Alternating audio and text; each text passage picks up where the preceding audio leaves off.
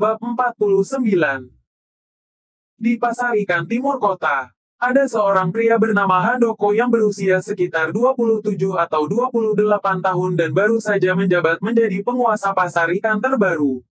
Dia memiliki wajah yang gemuk dengan bekas luka dan mata yang penuh dengan keserakahan dan kekejaman. Setelah mengambil alih posisi Iwan di pasar ikan, awalnya dia ingin menuruti perintah Eko untuk tidak mengambil komisi dari mereka. Namun, melihat warga dusun Darmadi yang menjual begitu banyak ikan setiap hari, dia jadi tidak tahan. Eko mengernyitkan alisnya. Awalnya, Eko mengira orang dusun Darmadi itu tidak akan mungkin bisa menjual begitu banyak ikan setiap hari. Kini setelah melihat penjualan harian mereka yang mencapai 250-300 kg mereka yang mencapai 250-300 kg per hari, Eko menjadi agak menyesal. Sebenarnya, uang 70% yang diberikan oleh penguasa pasar ikan ini kepadanya, harus disetorkan kembali ke kepala kepolisian sebesar 60%. Bahkan hanya 10% sekalipun, nominalnya sudah mencapai 20.000 gabak. Ini bukan jumlah kecil bagi Eko. Ayolah, Tuan Eko. Dengan wajah cerdik, Handoko berkata, Tuan Eko, aku tahu apa yang kamu khawatirkan. Aku sudah menyuruh orang untuk menyelidiki sarjana di dusun Darmadi itu. Dia sudah lama putus sekolah dan tidak mungkin akan menjadi pejabat lagi. Lalu, mengenai Zabran, meskipun dia hebat, Tuan tinggal cari petugas kepolisian dan pemanah saja untuk mengepungnya. Punya kekuatan super pun dia tidak akan bisa berkutik. Kamu sedang mengguruiku, ya. Dengan alis terangkat, Eko menatap bawahan baru ini. Wajahnya tampak sangat murung-buk. Tubuh Handoko bergetar dan dia langsung berlutut. Wajahnya penuh ketakutan. Tuan Eko, mana mungkin aku berani mengguruimu?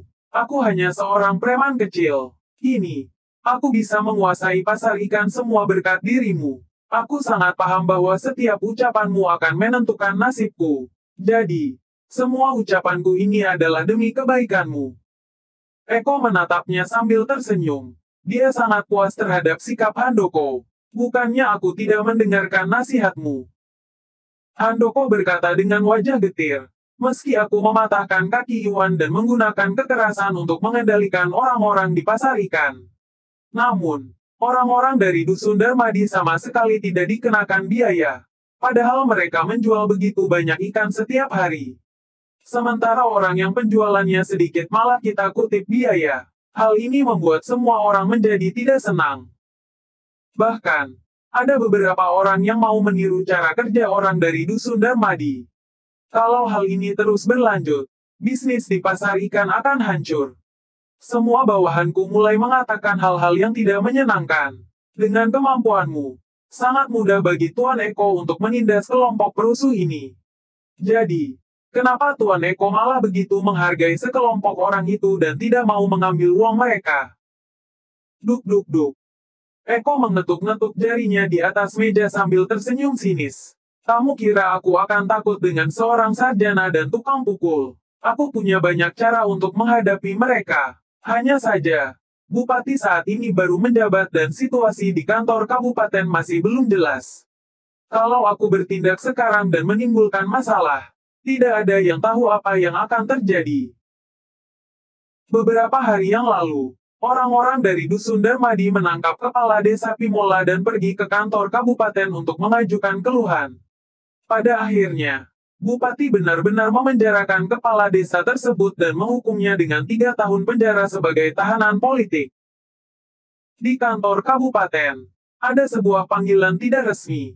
Bupati disebut sebagai Tuan Besar Kabupaten, Wakil Bupati sebagai Tuan Kedua, atau Bendahara Utama, dan Wakil Bupati Kedua sebagai Penasihat Kabupaten. Hah! Seru Handoko dengan kaget. Ternyata orang-orang dari dusun Darmadi itu benar-benar selancang itu. Mereka benar-benar menangkap kepala desa.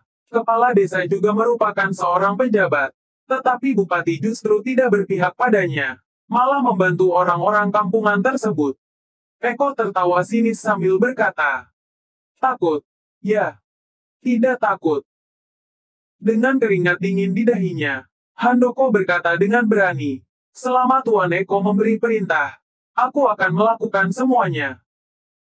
Eko tersenyum tipis, lalu berkata, "Kalau kamu tidak takut, kita akan menangani perusuh-perusuh itu." "Apa?" tanya Handoko dengan tercengang. Padahal, baru saja Tuan Eko berkata bahwa Bupati berpihak pada orang-orang itu. Sekarang dia malah ingin menghabisi mereka. Tindakan Eko ini benar-benar sulit ditebak dan sulit untuk dipahami. Kalian berdua tetap melanjutkan kegiatan seperti biasa selama 2 hari ini. Setelah aku mengatur semuanya, kalian bisa langsung bertindak.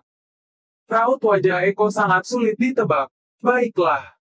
Setelah itu, Eko pun menangkupkan tinjunya untuk memberi hormat dan pergi.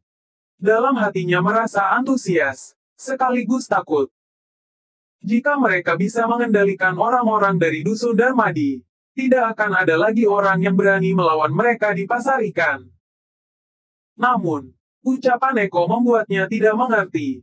Bupati berpihak pada orang-orang itu, tapi Tuan Eko malah mau menghabisi mereka. Eko menghela napas dengan pelan sambil bergumam. Uang bisa memengaruhi isi hati seseorang, bukan? Dari 70% biaya yang dikutipnya, sebenarnya Eko hanya mendapat 10%. Sisanya diberikan kepada Pak Rangga. Meskipun uang 20.000 gabak per bulan itu sangat menggiurkan baginya, Eko berencana untuk mengamati situasinya terlebih dulu. Sementara itu, mengingat uang senilai 120.000 gabak dari 60% biaya yang dikutip, Pak Rangga tidak sabar untuk turun tangan.